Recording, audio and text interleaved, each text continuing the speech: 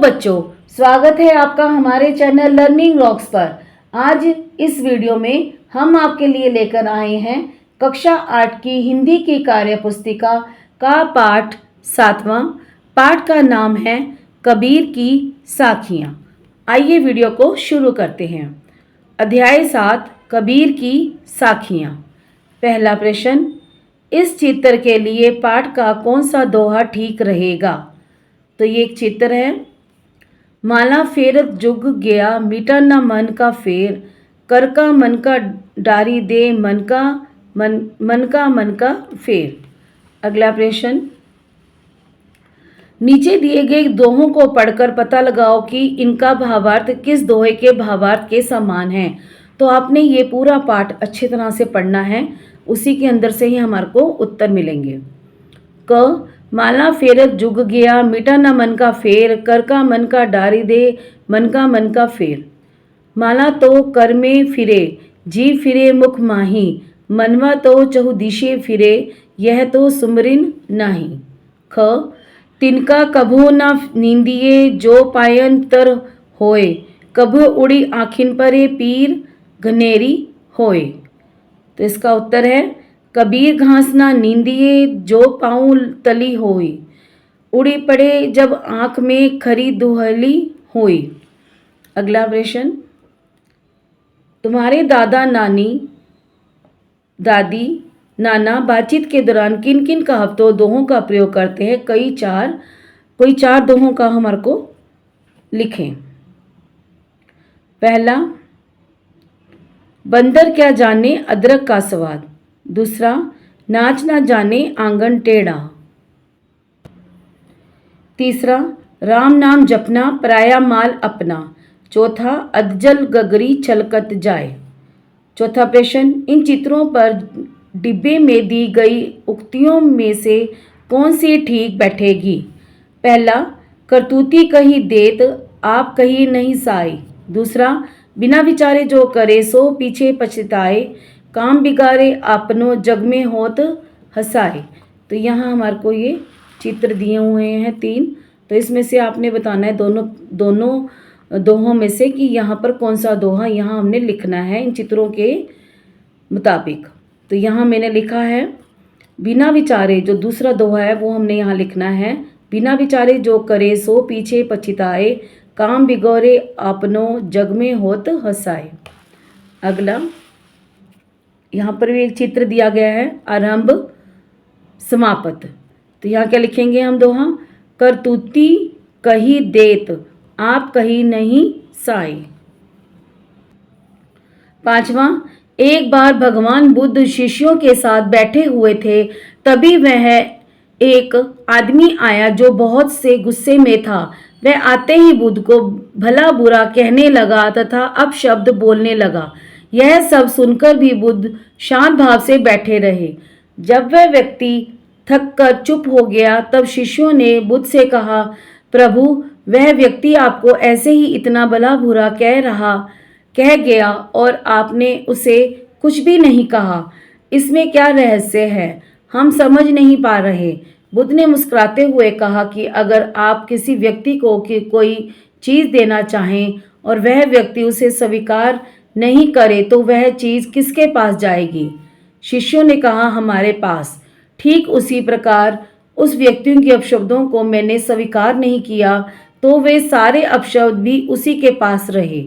अगर मैं जवाब दे देता तो उसका एक अपशब्द जवाब के दौरान कई हो जाते और ऐसे ही बात बढ़ जाती। तो क, इस प्रसंग पर कबीर की कौन सी साखी ठीक बैठती है? इसका उत्तर है आवत गारी एक है, उल्टत होई अनेक, कह कबीर नहीं उल्टिए वही एक की एक। ख, अगर बुद्ध की जगह तुम होते तो अपशब्द कहने वाले व्यक्ति के साथ कैसा व्यवहार करते? तो आप यहाँ पर अपनी तरफ से बना सकते हैं। तो मैंने यहाँ लिखा कि मैं होती तो मैं भी उस व्यक्ति को भला बुरा नहीं कहती। छठा,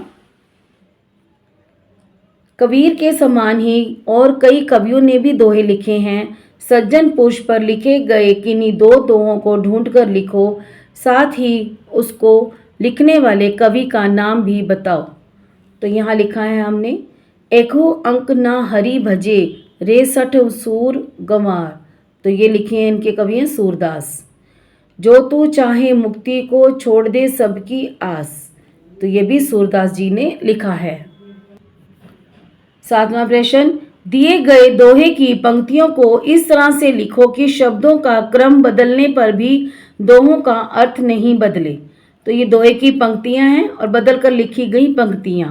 तो उदाहरण दिया गया है, जाति न पूछो साध की, पूछ लीजिए ज्ञान। तो इसमें बदल कर लिखा गया है, साध की जाति ना पूछो, ज्ञान पूछ लीजिए। तो कबीर घास ना नींदिए, जो पाऊँ तली होए। तो इसका उत्तर है, पैर के नीचे जो घास होती है उसे रौंदना नहीं चाहिए। ख, मोल करो तलवार का, पड़ा रहन दो म्यान। तो म्यान को छोड़कर तलवार का मोल करना चाहिए। ग, बिलखत मन हरि के बिना, दर्शन बिना नहीं चैन। तो इसका उत्तर है, हरि के दर्शन बिना मन को चैन नहीं मिलता। अगला प्रश्न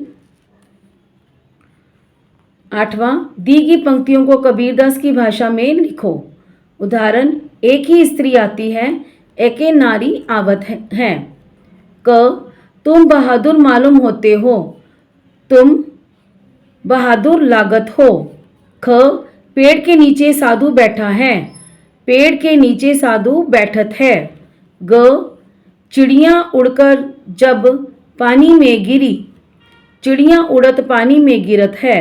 घ, अपनी लकड़ी को डाल दो, आपन लकड़ी डारी बे। 9वां प्रश्न, बॉक्स में दिए गए शब्द नीचे लिखे शब्दों के समान अर्थ देने वाले हैं।